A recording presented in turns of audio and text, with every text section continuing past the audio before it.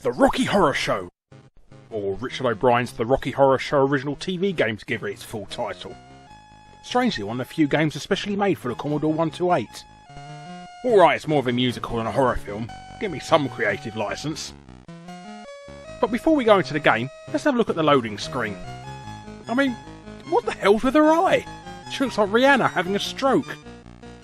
Anyhow, the Rocky Horror Show is surprisingly a lot more faithful to the original movie than you might expect. Well, as close as you could possibly get given the source material. But you play as either Brad or Janet, who must rescue the other as Dr. Frankenfurter has turned him into stone by collecting the various pieces of the demeducer machine scattered around the mansion, then escape before the mansion leaves for transsexual Transylvania.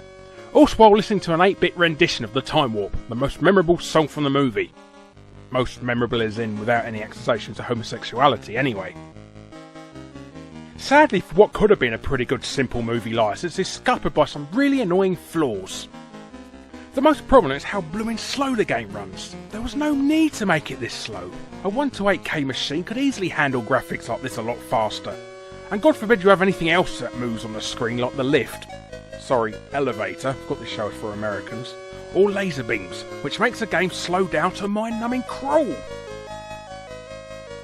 Then you have the fetching of the demeducer machine parts. Granted, gophering is a large part of many video games, even today, but the fact you can only carry one piece at a time, then have to haul it back to the theatre to drop it off, which could take up to several minutes for a single piece if it's at the other end of the mansion, is incredibly repetitive. And heaven help you if you actually come in contact with one of the enemies, such as Riff Raff or Eddie, who'll kill you on the spot.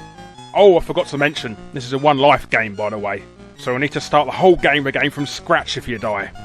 Them aside, all the other enemies in the game are complete dicks, such as this bitch who steals all your clothes, so you need to put down whatever piece you have, waste your time walking even slower to recover them, as it's a well-known fact you can only walk like a crab when you have no clothes on, before you can continue with your tedious fetching.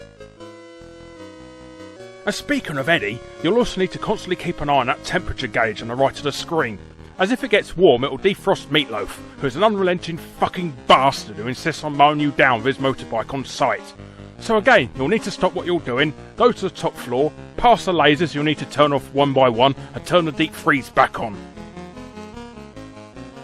This is all set to an incredibly tight time limit too, so you need to make a plan of which demeducer parts to retrieve in order and pray you don't fuck it up in the process, as even if you do it all perfectly you'll still only make it by the skin of your teeth.